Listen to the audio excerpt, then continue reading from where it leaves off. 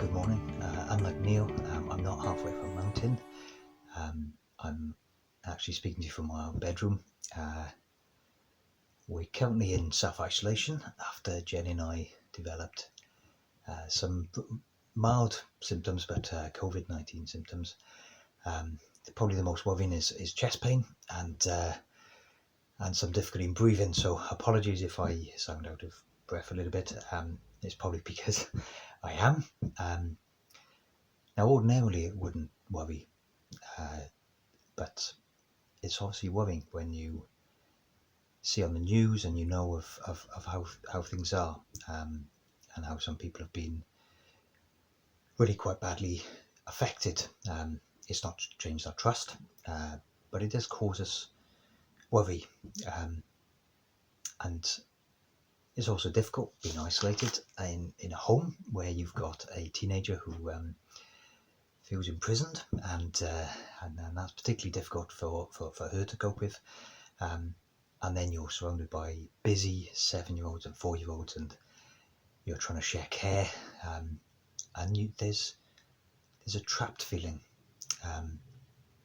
Basic things like getting shopping, that's required help from James and Julie, which we're very grateful for. That arrived sometime earlier on, and we are very grateful that we have a church family that has done that. And it's been a stressful, difficult time trying to work, trying to live life confined and in one space. And it's only been a few days. Now that leads me to thinking really about a lady in the Bible. We don't know her name.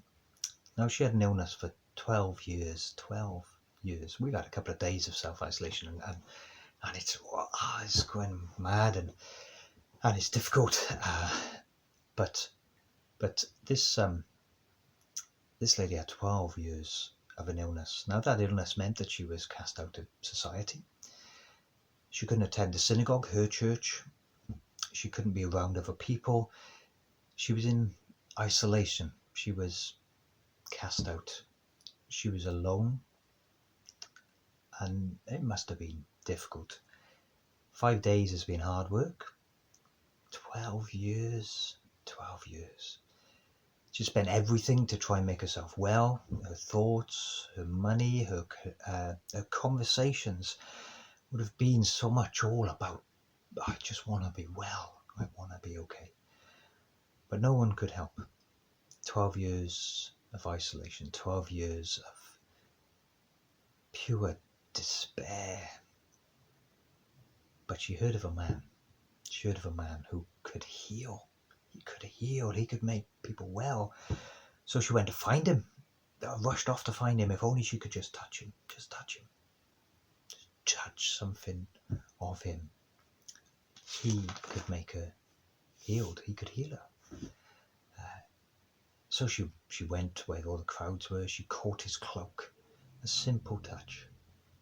But such is the power of this man, this Jesus. She was healed. Healed. She went to slip away, but no, this man called out, "Who touched me? Who touched me?" Yet surrounded by people, his disciples said, "Well, what do you mean, who touched you? There's loads of people here." She stepped forward with fear and trembling and fell down before him and told him her story. "Daughter," he said, "your faith has made you well. Go in peace and be healed of your disease." Now, the story is in Mark 5, verses 25 to 34, but it shows Jesus has the power to heal. But he also has the power to restore, to put things right. This woman was cast out, but Jesus not only healed her, but he made sure everyone knew she was healed.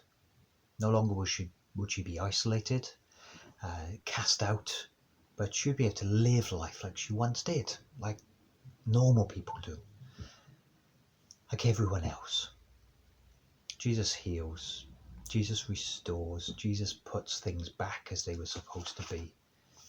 Even in this story, we see Jesus' love and his care for this woman. not only has the power to heal, he shows his concern for her. This woman to have her status restored. Jesus still does this, doesn't he? He still does it. He has the power to heal, but he has the power to restore our status. Oh, because of the things we've done against God, there's illness in the world, just like COVID-19. There's illness and there's death and there's pain and there's difficulty. But our relationship with God has been ruined.